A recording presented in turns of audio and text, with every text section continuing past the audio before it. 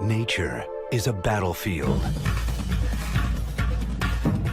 Now, a group of animal rebels emerge, armed with a new and deadly chemical weapon, ready to paralyze, kill, and even take hostages. Nature has designed the absolutely perfect bioweapon. Can anything stand in the way of Venom?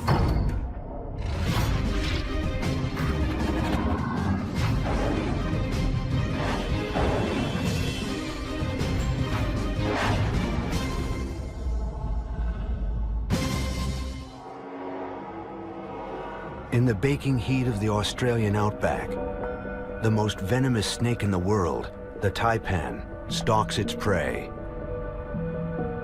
700 times as toxic as a rattlesnake, the taipan's bite packs enough poison to kill more than 60 humans. As it enters a rat's burrow, it's armed and dangerous. In an instant, it strikes. In seconds, the rat begins convulsing, its internal organs under assault by a complex mix of toxins that ensures its death. Venom. If you're a snake, having venom is a great asset because it means that you can grab an organism, inject it with venom, and then let it go, and you don't have to fight with it. For hundreds of millions of years, the world's top predators have relied on speed, or their size and sheer strength, to overpower their victims. But venom shifts the balance of power. When we think of natural selection and evolution, we think of animals chasing each other and needing to be fast or needing to be strong.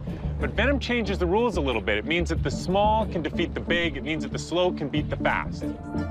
Inside a tiny drop of venom, there's a minefield of toxins, a sea of exotic chemicals, some bafflingly complex, others so strange, it's taken scientists years and millions of dollars to copy just one. Venom is such a potent and successful weapon, it has evolved at least 10 separate times within dramatically different animals. From the stinging cells of jellyfish, like the Portuguese man-o'-war, to the dripping fangs of the funnel-web spider. There are venomous insects, venomous sharks, and even a venomous mammal, the platypus. So how did such a vicious weapon evolve? The answer may lie in a lab in Australia. Any investigation of venom must start with the animals that have killed more humans than any other: snakes. The scientist in charge is Brian Fry, the world expert on the evolution of snake venom. It's a magnificent snake. Collecting venom is laborious and dangerous. All right. For Fry, a day at the office can involve milking up to 50 different species of snakes. Every one of them a killer. This is the Australian mulga snake. So this is a brown snake. What we've got here this time is a death adder. They're actually related to the cobras. So what we're doing is we're milking all of these snakes so that we can have the venom to study in the laboratory. You have to get the venom, obviously, from only one source. It's got a good little yield on him. That's something you see a lot of variation in snake venom, is the color of it. Sometimes the process goes wrong. Like I had one bite from one of these kinds of snakes where it bit, swung the fang, stuck it in, swung the other fang, stuck it in, swing, and just walked across my hand. I had a series of puncture wounds going across it. That was fun. A dose of anti-venom saved Fry's life. But every year, 125,000 people die from snake bites. No anti-venom works for all snake bites because venom is so incredibly varied. Venom is the ultimate in the movable feast, where not only do you get big variations from one species to another, but even within the geographical range of a single species, you can get quite pronounced differences in the venom composition, where they might have a different menu, you might say. Fry has dedicated his career to working out why venom is so diverse and so deadly. Could its evolution be the answer? Fry already knew venom was a combination of deadly chemicals that worked in unison. Think of it more of like basically a gang beating you to death with different shaped iron bars. It's a concerted, multi-dimensional attack on your body. His quest to understand venom would take him 5 years. For Fry, just knowing it was complex wasn't enough. He wanted to know where all those chemicals came from and how they evolved. It's a lot like sort of doing a molecular detective story. What we do is we break it down. We separate all the different components out into individual components, do a wide variety of tests and other analyses to find out what makes it work, what makes it kill, and how can we use it. Fry first tested the effects of hundreds of different snake venoms, observing their terrifying impact on animal tissues. Some dissolved flesh like acid. Some made organs like the heart burst from the inside out. Others caused instant paralysis. He then used the latest technology, called liquid chromatography, to separate out the chemicals within each venom. On these graphs, each peak indicates a different killer toxin within just one venom.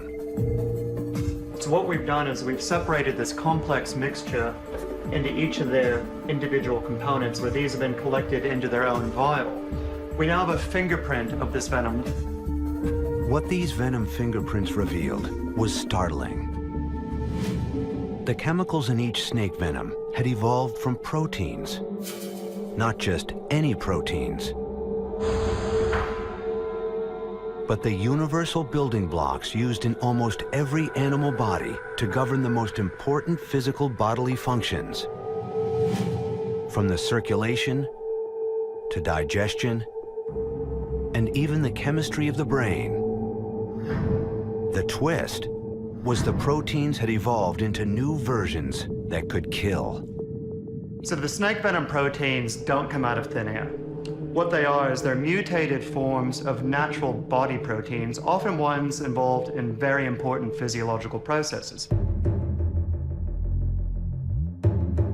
A snake's venom glands are biological warfare factories. When venom enters a victim, the killer proteins wreak havoc. You can think of it as a smart bomb. It's built for the inside of the body that it's going to, and it's going to work there because that's where evolution has designed it to go. So how does this mechanism work in practice with the most venomous snake of all, the taipan? To see the effects of its venom in action, Fry experiments on his own blood. We've just taken a not small amount of my blood out, and we're going to use that. We're going to add taipan venom to one vial and leave the other vial alone, and then we'll be able to see the difference. So what I'm doing is adding the taipan venom to the blood. This is my blood. Without any venom, this is my blood on taipan venom. You can see what it's done to it. It's turned it into a solid clot. Now imagine this is my blood, but my blood actually inside of me. Obviously, this is not going to do good things. By making all those millions of tiny little blood clots, all your blood clotting factors are being used up. What this means is that you now can't clot. So you'll be bleeding out of your gums, your ears, your nose, everywhere else. It's not a nice way to go. The taipan's venom evolved from proteins that form clots in its own blood to heal wounds. Once injected, it reduces its victim's blood to a mixture of massive clots and a liquid that leaks from every orifice. When the taipan bites a human, venom surges into the body and peppers the bloodstream with millions of tiny blood clots. This triggers a cascade of deadly effects, shutting down the liver, kidneys, and lungs. All it takes is a fraction of a teaspoon. One mystery remains about the taipan. Out of the thousands of snake species on Earth, why is the taipan's venom so powerful? Fry thinks there's a reason for that. So this is the Australian taipan, all of its legendary glory. Unlike any other Australian snake, they specialize on feeding on very dangerous prey items. Snakes normally don't try to go after these kind of prey, such as bandicoots and the native plague rat, because these are animals that could severely injure or even kill the snake. In this footage, a plague rat can be seen taking a bite out of the taipan. That's why, over millions of years, the taipan had to evolve ever stronger venom in order to knock out its prey as fast as possible. Science had solved the riddle of how venomous snakes had engineered this remarkable weapon, but deeper mysteries still remained. When did venom first evolve? And where did it come from? Biologist Brian Fry had discovered how snakes had turned their bodies into bioweapons, engineering venoms of staggering diversity. And that diversity keeps evolving as snakes tailor their venom to suit their wide-ranging habitats, including even underwater. The sea snakes are incredibly venomous snakes. And the reason for this is that in the aquatic environment, they don't have the luxury of tracking their prey. If the prey gets away, that's it. Someone else, like this little ray here, is going to make an easy meal out of it. So they need their incredibly toxic venom in order to make sure that they get their meal. Sea snakes evolved from land snakes only 30 million years ago, and they're still refining their venom.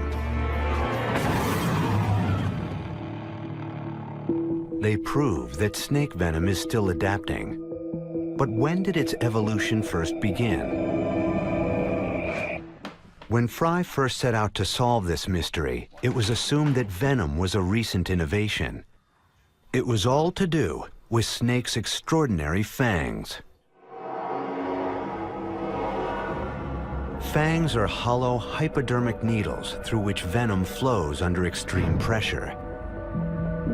This is how the fangs of a spitting cobra can propel its venom as far as 8 feet. They're so perfectly engineered to deliver venom that it was assumed fangs and venom had to have evolved together. But when Fry inspected the fangs of modern snakes, he found something intriguing. 3 major groups of snakes had evolved very different fangs. You've got different lineages that have hollow front fangs, but of very different types, where the vipers, like the American rattlesnakes, swing on hinges and are very long. The cobras are short and fixed, while the stiletto snakes, they pop out sideways. For Fry, this meant venom must have existed before the different types of fangs. Sure enough, when he and other snake experts across the world traced the evolution of venom back in time, they discovered the first snakes had no fangs, but they did have venom. For Fry, this suggested something strange. Maybe snake venom didn't start with snakes at all. Rather, they'd inherited their venom from an earlier ancestor. Snakes evolved from lizards 100 million years ago. Could they be the source? Fry decided to study them. But they can be quite tenacious once they latch on. Now, better this than my hand. Fry's theory went against common wisdom. Out of 5,000 lizard species, only 2 were known to be venomous, and they were considered evolutionary freaks. Fry decided to search for other venomous lizards. He zeroed in on the most ancient lizard species in the world, monitor lizards, such as the Komodo dragon. Komodos are fast ambush predators that can grow to the length of a car and weigh as much as a linebacker. The bites from their serrated teeth result in rampant infection that eventually kills their prey. Scientists had long thought this was caused by bacteria, 80 species of which are known to exist in the Komodo's saliva. But this explanation didn't satisfy Fry. It never sat right to me about all this stuff about the toxic bacteria and Komodo dragons because, well, bacteria don't work that way. They don't cause rapid bleeding, muscle pain, and neurotoxicity within the first few hours unless it's some sort of escaped bioweapon or the Andromeda strain. Fry wondered if there might be something other than bacteria triggering toxic effects in Komodo's prey. To find out, he would have to take a closer look. Using a brain scanner, he imaged the head of a Komodo dragon. It was then he found something that had been totally overlooked. With the Komodo dragon, you can see a very large bulge running the length of the lower jaw. And with our magnetic resonance imaging, which is the same technology that you use to scan a brain to look for cancer, you can see the bulge there. Now, if you look in the beauty of technology, you look within it, you can see a very complex gland arrangement. And that's actually a venom gland. Fry had discovered a venom gland, similar to that of snakes. Might there be other venomous lizards? There was only one way for him to find out. So to decide what was happening, we ended up going out and collecting as many of these things as we could. Fry's team swabbed the mouths of hundreds of lizard species for saliva samples. He isolated their active molecules and tested them on animal tissues. The results were remarkable. The molecules broke down the animal's heart muscles and toxified their lungs, the same way as the venom of certain snakes. This wasn't bacteria. This was a slower-acting form of venom. Fry's team eventually found snake venom components in more than 1,500 lizard species. He had rewritten the evolutionary record. We started looking at what was actually the chemical composition of the venoms and found that there was several components that were shared between the lizards and the snakes. And this was the final proof that they shared a common venomous ancestor.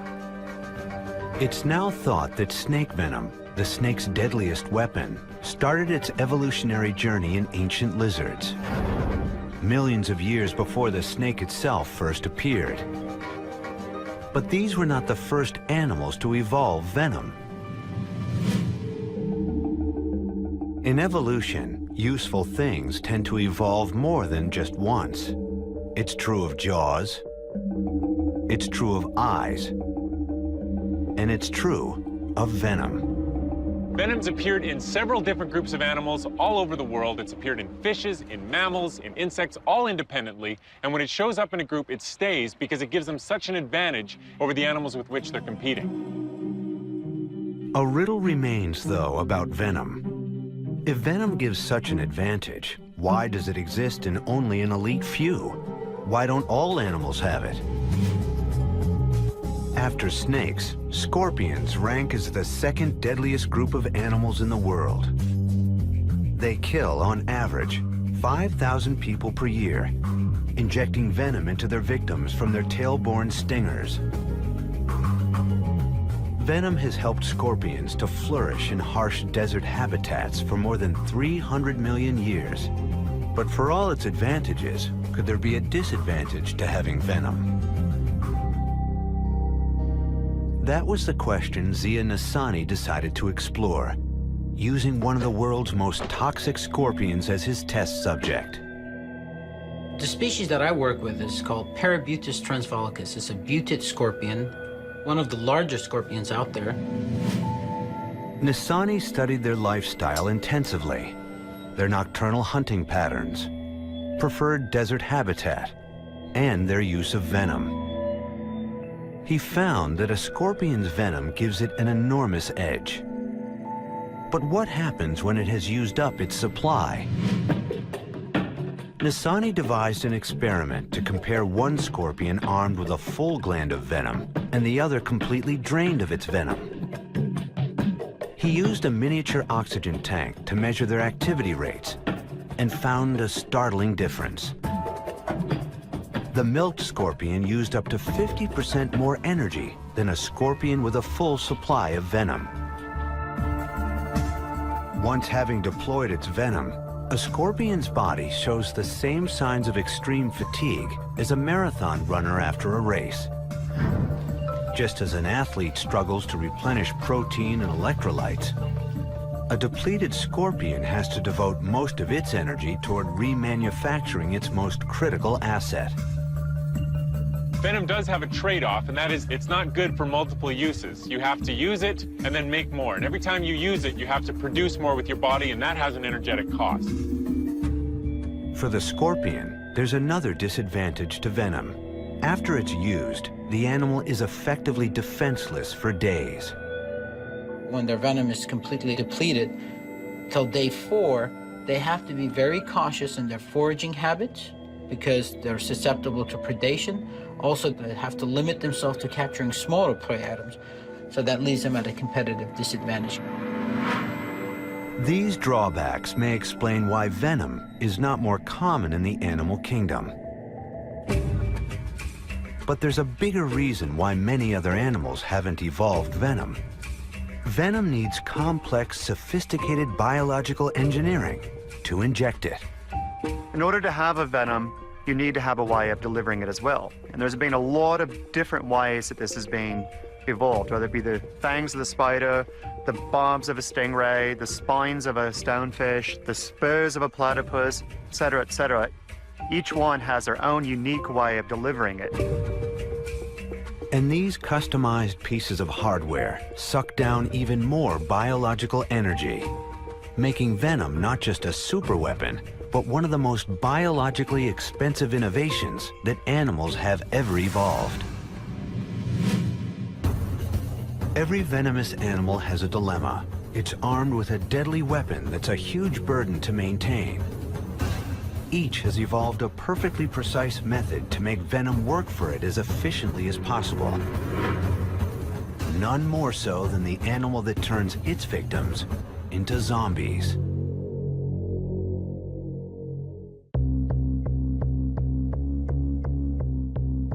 An elite group of venomous insects, ounce for ounce, carries more This show was created for you and your family to watch together. Welcome to Nat Geo Wild. chemical weaponry than any other animal. Each of them has evolved its own deadly delivery mechanism. Stings to pierce flesh, fangs to mangle prey. Insect venom is a world of elaborate microengineering. And one insect has taken that to the extreme, twisting its venom for a diabolical purpose that's like something out of science fiction, turning another animal into a zombie. These are the emerald jewel wasps.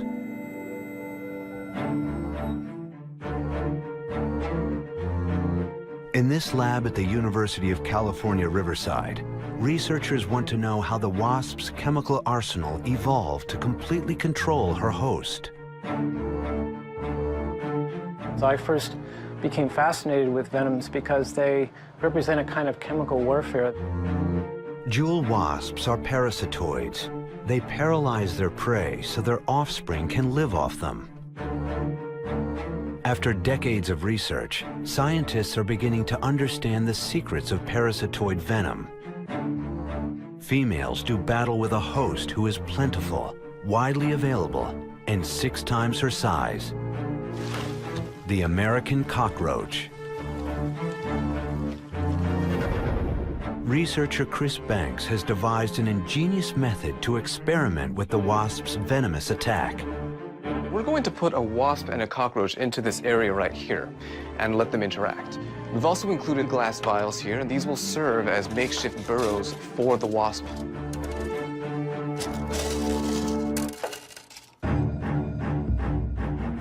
An unsuspecting host is first introduced to the arena.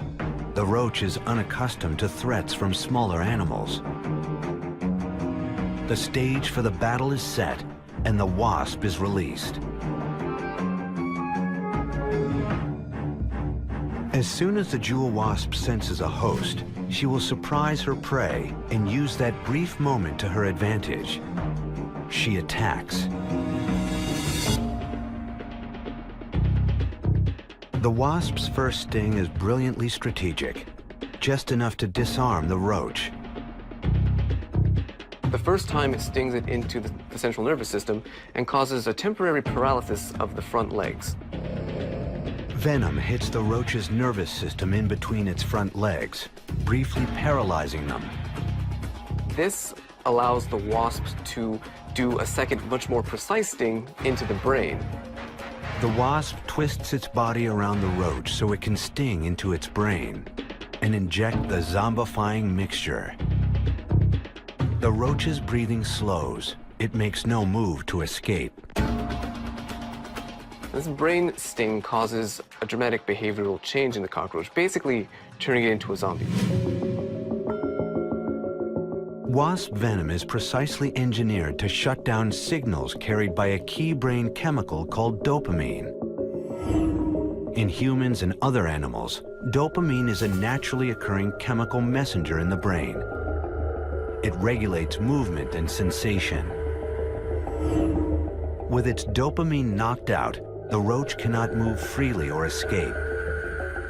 Millions of years of evolution have refined this wasp's ability to hit her target and disrupt dopamine with the precision of microscopic brain surgery.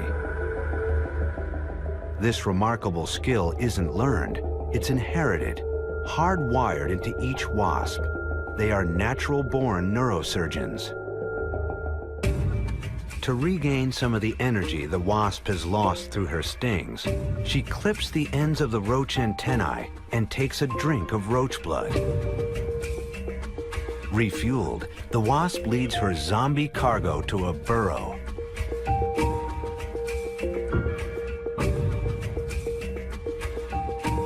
But if the wasp can target her venom so well, why doesn't she simply deliver a death blow? Venom is used for defense, venom is used for feeding, but parasitoids use it for something totally different. They actually use it for reproduction.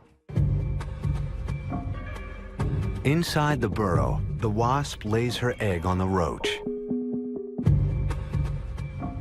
With survival of her offspring at stake, the wasp's precision now makes sense. Her young depend on the perfect execution of her sting. Now the wasp barricades the defenseless roach inside the burrow. For more than a week, the wasp venom continues to keep the roach calm and complacent, even as the newly hatched larva starts to eat it alive. From that single egg, a larvae hatches, and after 3 days, it drills a hole in the leg of the cockroach and gets its nutrition from the blood system of the still zombified cockroach. And now for natural selection's test. Too little or poorly aimed venom, and the roach could escape. Too much venom, and it would immediately die, destroying the wasp offspring's fresh food source. Here we see the larva actually starting to burrow into the cockroach itself. It will crawl inside and continue to feed off of the internal organs of the cockroach. After another couple of days, it will enter a cocoon. If all goes according to plan, 6 weeks from the first sting, a new adult jewel wasp emerges from the hollowed-out dead roach. The new wasp is ready to carry on its vicious legacy. If she's a female, her venom is ready to provide for a new generation. The wasp is a very specific hunter. It only hunts cockroaches, and only cockroaches of this species. So every wasp that was born from a pupa that emerged from a dead cockroach had a mother that knew exactly what she was doing. So in a way, the wasps are getting better and better and better at this. The only way the wasp can subdue a cockroach is because it knows its prey so well, and it can inject the venom right where it needs to go and have exactly the effect the wasp needs. Venom is so precise and powerful, it appears to be unbeatable. But some victims of this weapon are starting to turn the tables. evolving their own chemical answer to venom.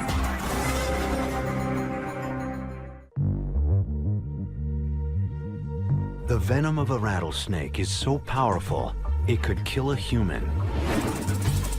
This should spell certain death for the snake's smaller prey.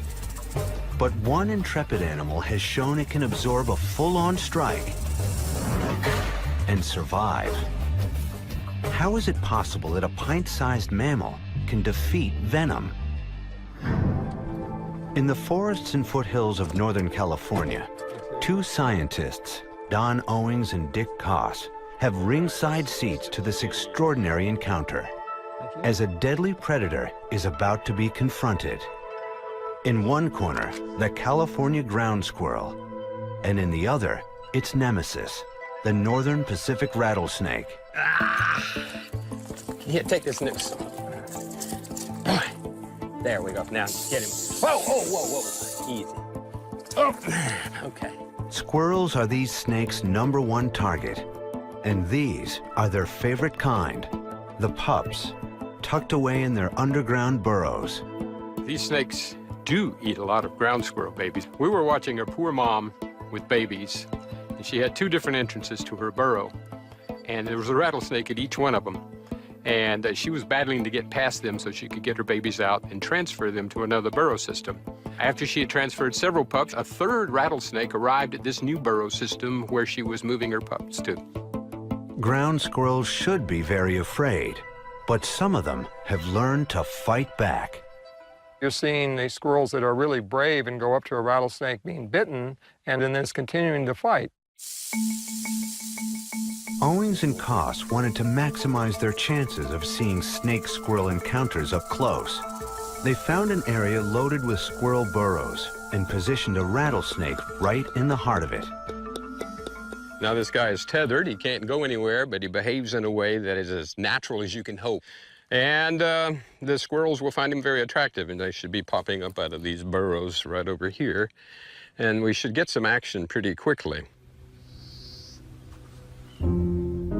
At mid-morning, the squirrels emerge from their burrows to find food. Little do they realize their main predator is within striking distance. All the while, the scientists film the encounter. Okay, he's coming in from the right. All right, I'm moving up. All right, can you get him over there? And you can see the snake's moving a little bit. And I've got him in view. Suddenly, a squirrel spies the snake. The squirrels go on high alert. Astonishingly, they don't flee. They stand their ground and then move toward the snake. When a squirrel first spots a rattler, it stares intensely at it. And then very often it initiates an approach. Typically that includes pauses with tail flagging until it gets very close to the snake. Then sometimes it extends its body toward the snake, begins to investigate it, circles around the snake, sometimes tries to get to the tail region to take a bite out of the tail. When the scientists first saw this behavior, they were perplexed. The squirrel's actions seemed suicidal. Rattlesnakes are armed with enough venom to kill a creature 10 times their size. Well, this is very spectacular because it's totally unexpected that a small rodent would actually try to confront a snake that wants to eat it. The scientists even managed to film the ultimate act of squirrel bravado, taking a rattlesnake strike.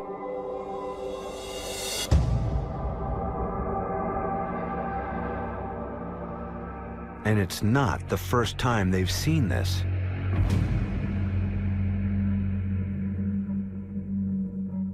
Another interaction we happened upon was a mother confronting a rattlesnake who was hunting her babies. She got close enough to take a hit from the snake. It clearly hurt. She backed off, groomed vigorously. Still in pain, obviously, she hobbled back over to continue to confront the snake. Time and again, they've seen these intrepid rodents absorb venom that could kill a human. So why weren't the squirrels dying?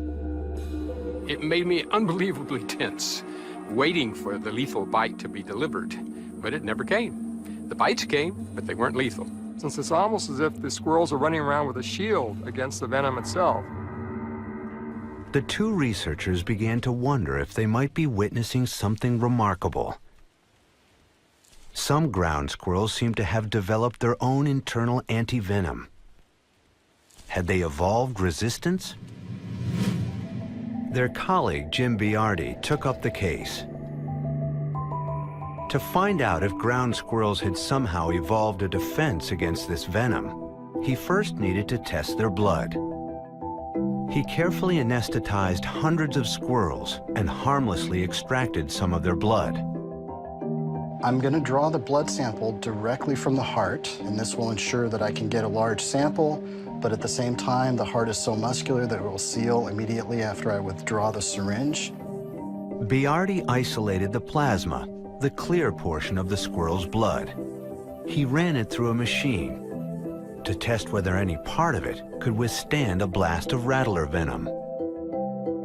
In each one of these wells, I can put a mixture of snake venom and the squirrel blood plasma, and then see how much activity of the venom remains. The color code indicates the level of activity of the venom in the presence of the squirrel blood plasma, with blue being very low activity and red being very high activity. Each of the 6 top squares represents a different part of the squirrel's blood. The red square indicates a portion that offers no resistance to the rattler's venom. But the blue square shows a part that shields the squirrel from its toxic effects, allowing these animals to absorb a full strike and survive. Over millions of years, the squirrels really have evolved resistance to rattlesnake venom. This explains why ground squirrels can be so brazen. If squirrels have found an answer to rattlesnake venom, it might appear useless for the snakes to pursue them. But there's one group of squirrels that is still vulnerable: the pups. Adult ground squirrels are able to withstand the full venom dose of a mature rattlesnake, but younger animals don't have a sufficient blood volume to fully neutralize the venom. These adult squirrels have evolved a way to thwart their predator, but the war is far from over. There's evidence the rattlesnake's venom is getting stronger. That the squirrels have developed resistance has also put a strong source of natural selection on the snakes to evolve more toxic venom. And you have an arms race forming. As venom becomes more toxic, squirrels develop better resistance. And so you end up with these snakes, which are incredibly toxic, much more than would normally have to be for a typical rodent prey. While some victims of venom are evolving ways to resist it, there's one venom that no animal can overcome. Under close watch by the federal government, researchers study venom that is a mere step from a bioweapon. Its maker is the most venomous creature in the world.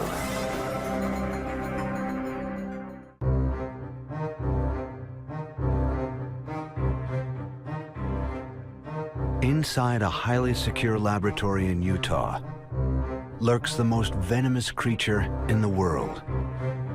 It has a venom so lethal, it's monitored by the United States government.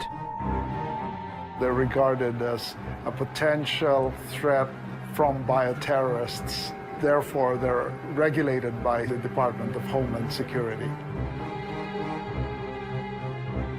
The bearers of this bioweapon are not what you'd expect. They're not exotic snakes, nor giant lizards. They're snails, killer snails. A sting from one of them can paralyze a human within seconds and kill within 4 minutes. There's one species in particular that's extremely dangerous. 70% of the cases that get stung by this particular species die. Why would a snail require such a toxic venom? When you think of a snail, you think slow. When you think of a fish, you think fast. So how is a snail going to feed on a fish? And the answer is venom. That's how they're able to do it. They have this incredible venom delivery mechanism that is almost instantaneous. For cone snails to take advantage of venom required the evolution of their own custom hardware. First, the snail unfurls a siphon to probe for a target. When it smells prey, it sends out its venomous proboscis. Inside the body of the snail, a miniature harpoon laced with venom loads into the proboscis and shoots into the prey. There's this excitatory shock, and then you can see the fins will go stiff, and he'll pull it right in. The fear that terrorists could harness cone snail venom is one reason Oliveira wants to find out how it works. He and his team set to work extracting the snail's deadly elixir and ran the samples through a high-pressure machine designed to separate out its toxins. The results were shocking. We were trying to purify out the components that probably killed people. And it was clear there were far more components in the venom than we thought. Most venomous animals have complex venoms, but nothing compares to the cone snails. Oliveira's team found that each species of cone snail could produce hundreds of toxins. But there was more. If you take the venom of this snail and you take the venom of this snail, each of them has a very complex venom, maybe 100 components, and there is no overlap. Of 700 species of cone snail, no two have evolved the same chemical arsenal. Oliveira's team suddenly had thousands of venom toxins on their hands, each with an unknown but potentially deadly function. And the only way to work out what each did was to test them, one by one. In a controlled study, they injected lab mice with each of the different toxins and observed a staggering range of reactions. There was a component that made mice go to sleep. There was a component that made mice scratch their sides all day. There was a component that made mice run around in circles. We really began to realize that all of these components were really fundamentally different from each other. Each diverse component of cone snail venom had a precise but also truly unique effect. For them to successfully catch a fish, all the components of their venom must have a target that they're able to bind to and affect very, very efficiently. And so it's an evolutionary scenario where what you end up with is substances in the venom that are very highly specific. For scientists around the globe, Oliveira's research triggered a crucial realization. Cone snails weren't just killers, they were living pharmacies. The same naturally occurring proteins the snails had modified into highly precise toxins could be altered again by science, this time to have a precise effect in the human body to fight pain, epilepsy, even Alzheimer's. So what does venom have to do with pharmaceutical drugs? And the answer is that venom has been produced by natural selection to have a very specific effect inside the body of an animal. So there are molecules in venom, and those interact with the molecules inside a body so that something happens. And that's exactly what pharmaceutical drugs are designed to do as well. So if you're looking for a chemical that's going to have an impact on the body of an animal, venom is a great place to start looking. Cone snails have some of the fastest evolving genes on the planet, meaning they're constantly developing new molecules that researchers feel could become powerful new drugs. We think there's at least about 100,000 different biochemically active peptides. Considering the fact that we only know 2,000 of those, there's still huge potential for finding many different drugs. Cone snails aren't the only source. The chemicals extracted from all sorts of venomous animals are being converted into drugs. The same toxin of the taipan snake that disrupts the blood of its victims is being developed as a drug to stop excessive bleeding during surgery. Already, people with certain brain cancers are treated with radioactive versions of scorpion venom. This incredible variety of venom is actually what makes it so useful. The absolute ingenious evilness that's gone into the design of it means that we can take these things, find out what makes them work, and then modify it to make it used as a drug. Where basically, nature has already done all the work for us. We just need to figure out what they've done. As a killer or a cure, Venom stands as one of evolution's most versatile and remarkable innovations. Animals will continue to enlist venom in their battle for survival. But it is humans who may stand to benefit most from its continued evolution.